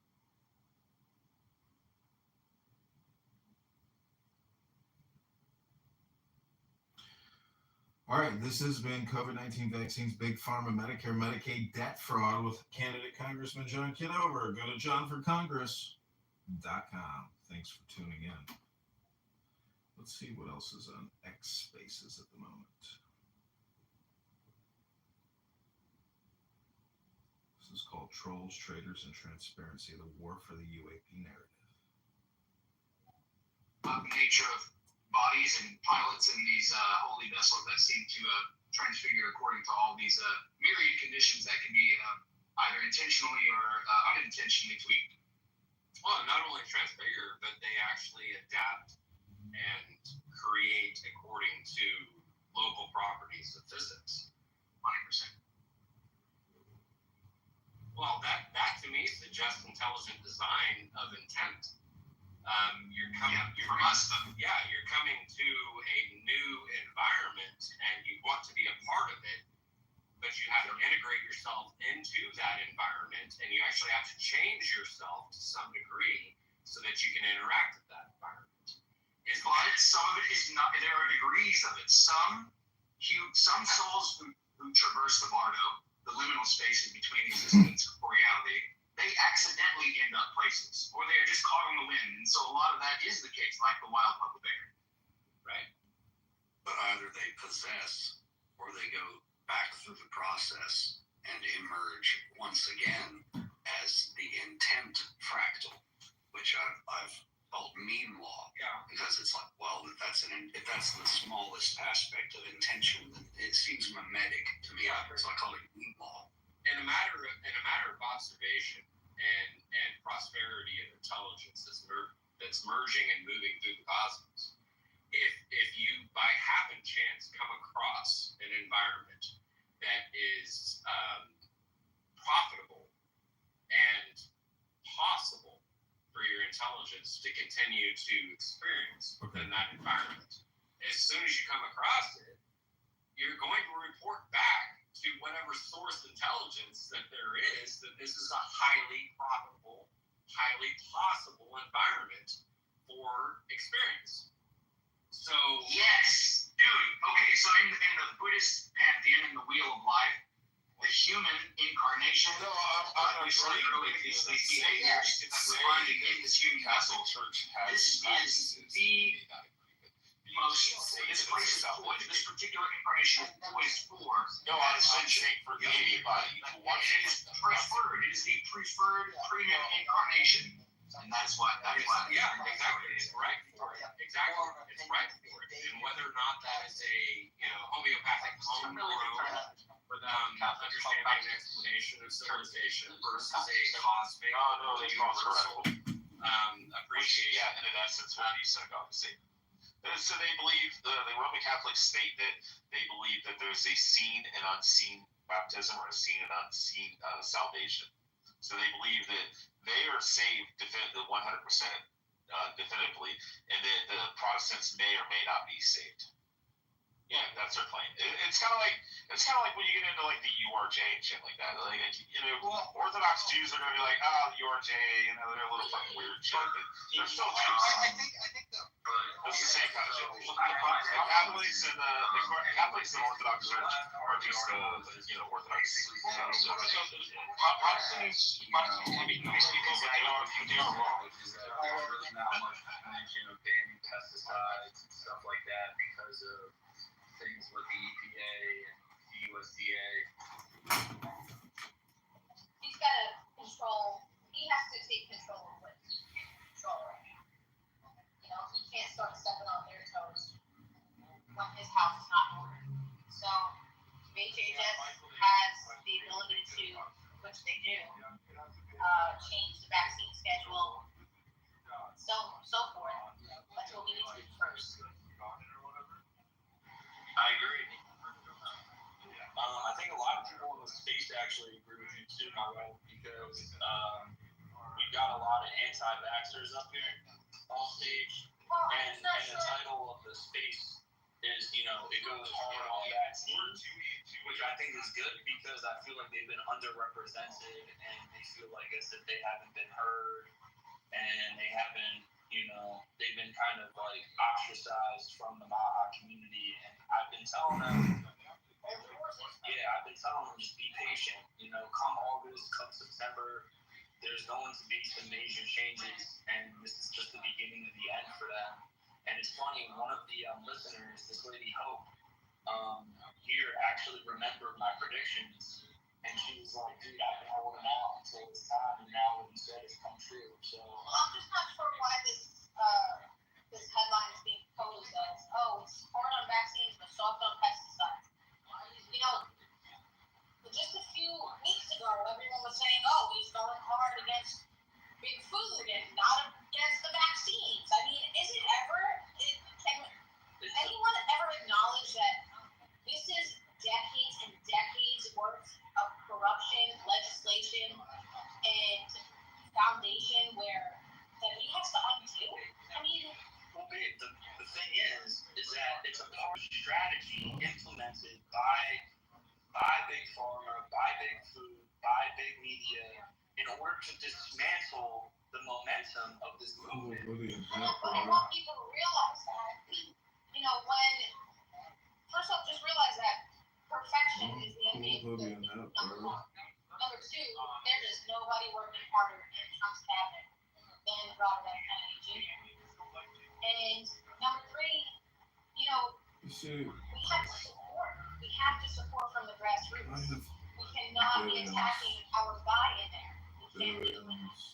So, I just want everybody to keep fighting. When I look like a professional doctor. Thanks for that, sweetheart. I've been telling them that for a while now. Not everybody wants to listen though. Everybody wants to be a critic. What's that phrase though? The man in the arena. Read that quote. So good. Read that quote. What I manipulate. Teddy Roosevelt, man in the arena quote. I always take photos with you. So why to everyone? So it is not the critic who counts, not the man who points out how the strong man stumbles, or where the doer of deeds could have done better. The credit belongs to the man who was actually in the arena, whose face is marred by dust, and blood and sweat, who strives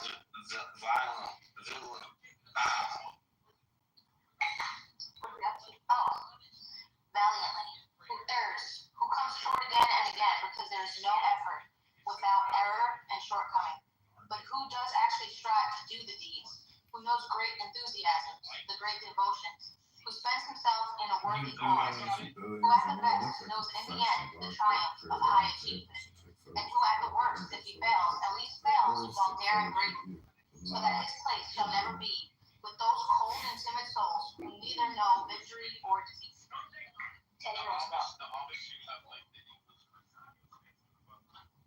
That was beautiful. Yeah, she's a better reader than me. She has a cute accent too. She likes your accent. Oh, thanks. Yeah, she's from New York. I'm from Philly. We live in DC. It's kind of trippy. I never thought I'd be here in the swamp, but it's cool. It's so weird. Like the other day, we went to go get ice cream, and guess who? Well, we walk up to the ice cream shop, and there's all of these bodyguards surrounding the shop. So I'm like, oh, it's probably closed. Or my wife says, oh, it's probably closed. And I'm like, well, let me ask. So I asked the bodyguard, hey, can we go in there? Are you guys closed? And he's like, oh, yeah, no, you guys can go in there. Come on in. And he opens the door for us. We walk into the ice cream shop. We see 100 little kids running around in there. We turn the corner, and guess who it is? Pete Hegseth with his 10 kids. How funny is that? And they were with Secret Service. That's who the bodyguards were with Secret Service. So yeah, I saw that somebody is in trouble for doxing them or something. Oh, they should get in trouble for doxing them. They're a great family. Who's gonna show up and go fight 10 security, social service? Secret Service. Yeah, whatever. Good luck. Doxing. It's here's his address. Go get killed. it's like being in DC is like you just randomly run into PX7.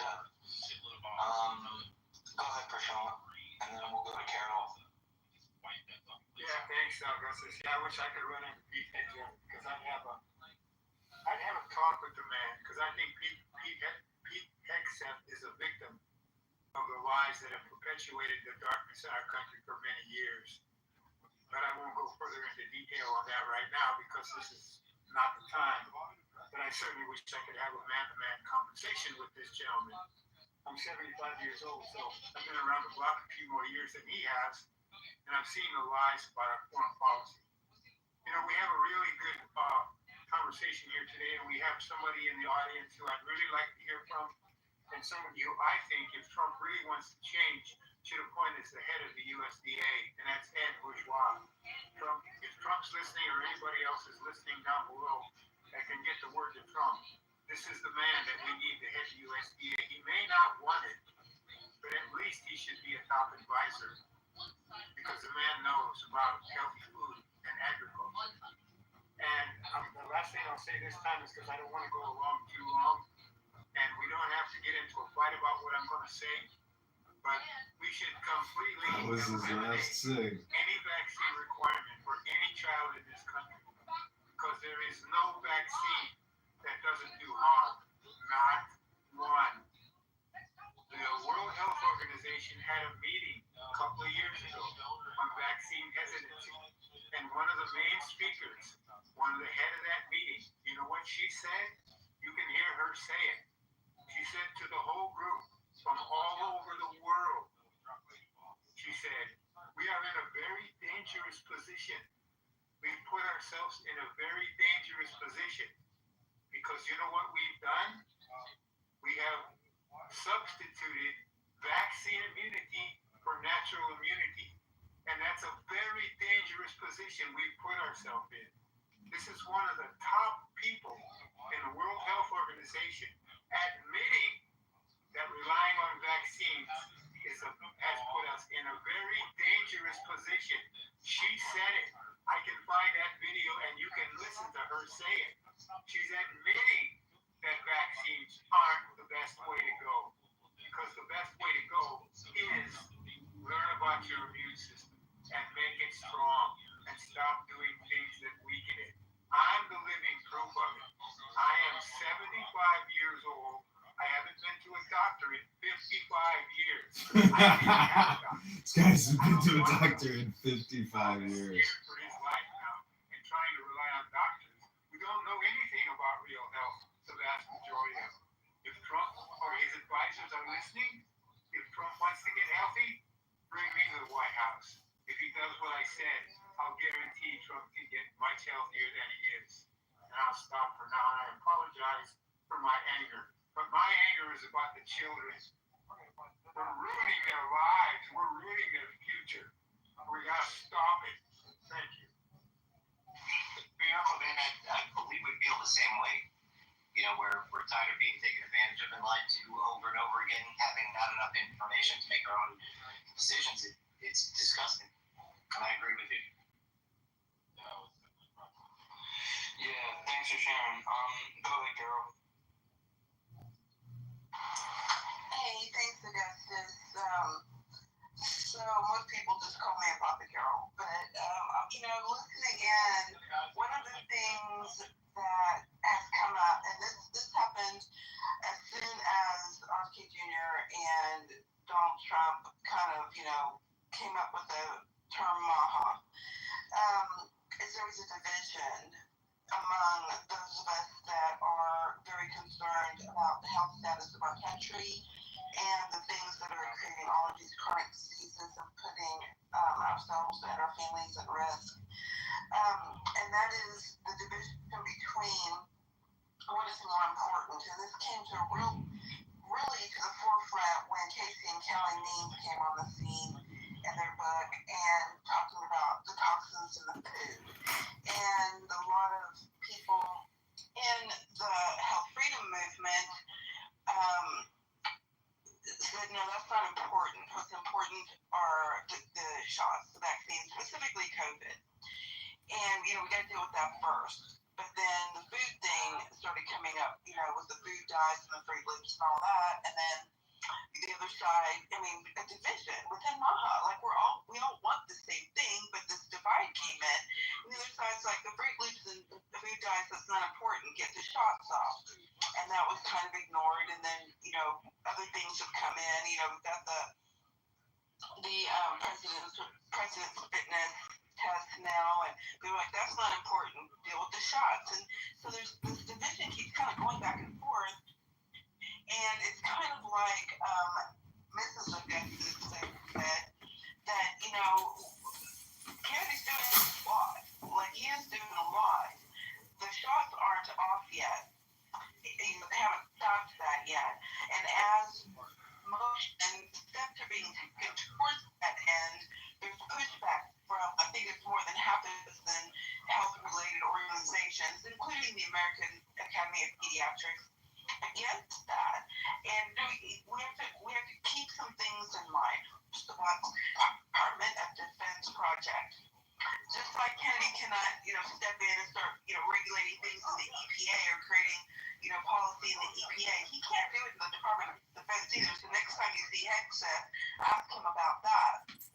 Why are these shots keep going? With the EUA and these shots. Another thing people have to remember is he is standing up against, with the FDA, CDC, everything under the HHS, he is up against the most powerful and the wealthiest industry on planet Earth. And to be able to do anything that is going to go up against that industry, he better make sure every T is crossed and every I is dotted. And he's really good at that. He has taken on major corporations and successfully sued and won lawsuits against them, including some of these governmental organizations in his lifetime where he was Secretary of HHS. I agree, we've got to support him, we've got to stand behind him on all of these issues, all of these things he's doing that is for the betterment of our health. We've got to pull him out on things like promoting wearables. I'm sorry, if you want to wear wearables, wear your wearables. But I don't want anything telling me, okay, you're going to have to wear a wearable or else. No. If I don't want to wear it, I'm not going to wear it. Or these, a new vaccine that's going to, mimic the human immune system and be like a multi-vaccine. No, develop whatever you want to, but don't come at me with that shot.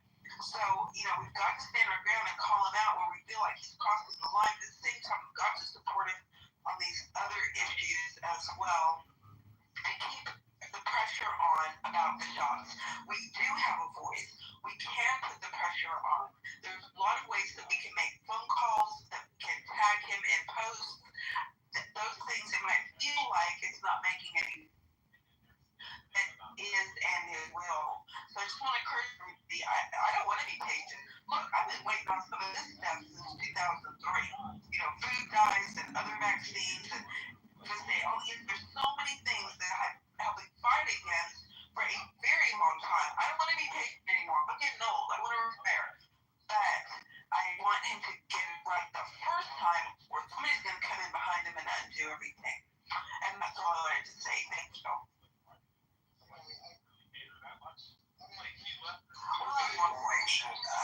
One more thing I got this.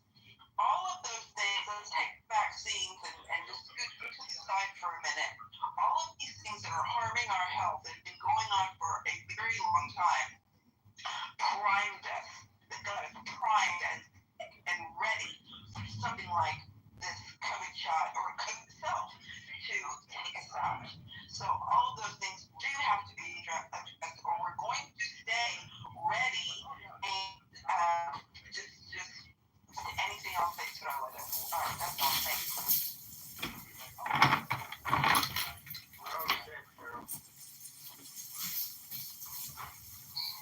Okay, thanks for sharing. Let's go to Brother and then Joe. Hey, thanks for having me up, Augustus.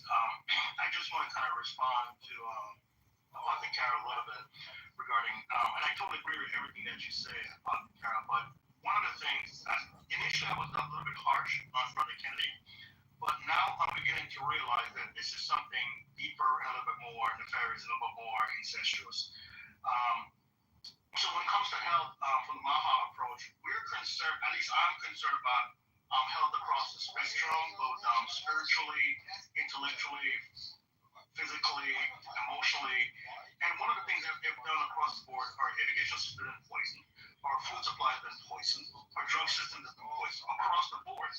And the way how you kind of notice a little bit, when you take a look at a guy like Fauci, for all the crimes that he's been committed, he's been able to walk a free man with no consequence for what he did.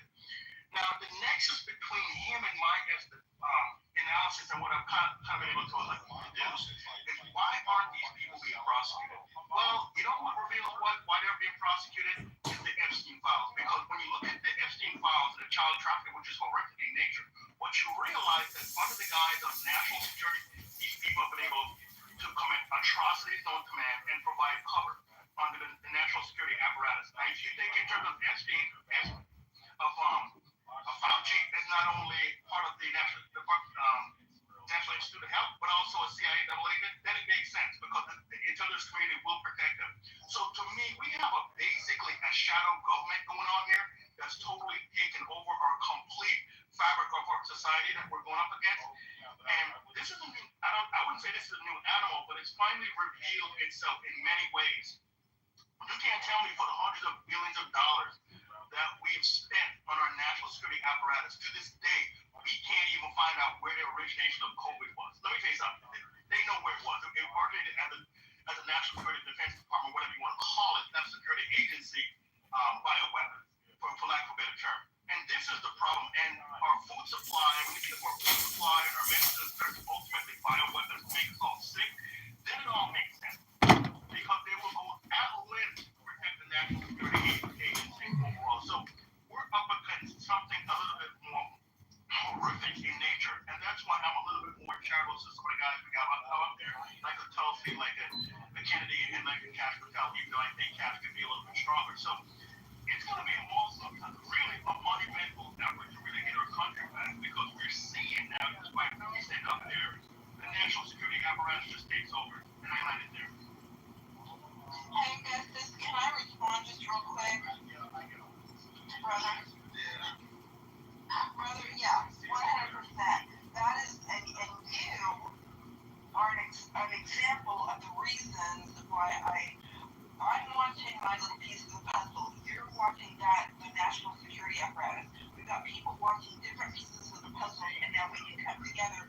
We can put our pieces on the table and see how they fit. I love that. And right now I'm doing a deep dive into the eugenics behind all the poisoning that we are undergoing. And this is why I tell people, Maha yourself, we can't wait on Kennedy and his policies. We can take control of what we bring into our homes, into our bodies, into our lives, and we can Maha ourselves. Yeah, we've got to have the changes happen. It has to happen. But in the meantime, we all have the power to do some things in our own lives to prevent this poisoning, because I'm telling you, eugenics is real. Yeah, let's go to Joe. Yeah, I was actually what you